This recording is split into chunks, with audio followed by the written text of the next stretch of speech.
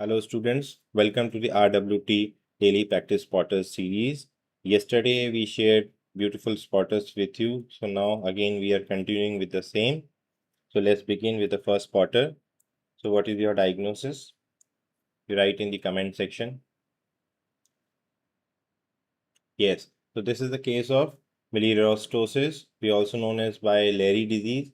It is a mesenchymal dysplasia in which you can find sclerosing bone with a characteristic dipping wax appearance, also known as the flowing candle wax appearance. So it generally has 5 patterns, in which the most common one is the classic one, in which there is flowing or dripping candle wax appearance. This is cortical hyperostosis. There are other patterns like the osteoma-like pattern, myositis ossificans-like pattern, in which there will be heterotopic ossification, or there can be osteopathy striata-like pattern. You can take a screenshot of this slide. Next spotter. So what is your answer? Which side is abnormal?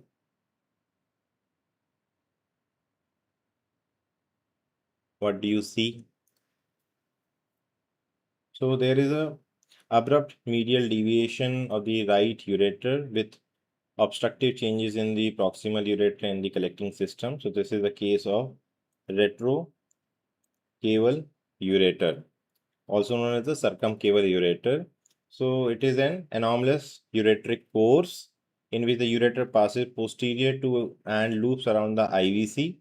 So this is basically a primary developmental anomaly in the formation of IVC, not the ureter, and it results from the right supracardinal system failing to develop normally, and the right posterior cardinal vein persists, and therefore it ends up passing in front of the ureter, and it most commonly arises on the which side? Right side. We can take a screenshot of this. So what is the abnormality? What is the diagnosis? So in such cases, when there are symmetrical parts written, you have to write the side of the abnormality also. So this is a case of primary mega ureter. On the left side, there is abrupt narrowing of the distal left ureter with red tail appearance. If you zoom it out, you will see, and there is dilatation of the ureter and the collecting system proximal to the narrowed segment. Generally, for primary congenital mega ureter, which is an intrinsic ureteric dilatation, ureter should be more than 7 millimeter to call it primary mega ureter. It is generally classified into 3 types. There can be obstructed primary mega ureter, refluxing primary mega ureter, non-refluxing, non-obstructed primary mega ureter. Please take a screenshot of this slide. Next case. So what is the diagnosis? You can see multiple smooth round filling defects within the renal pelvis and the ureter.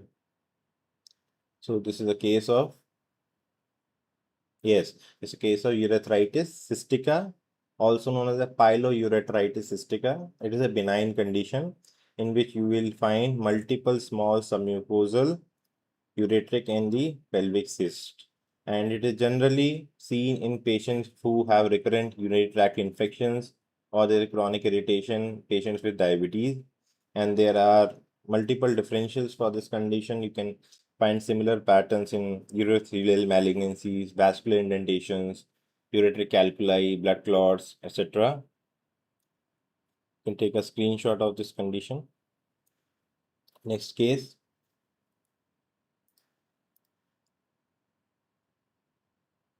Yes.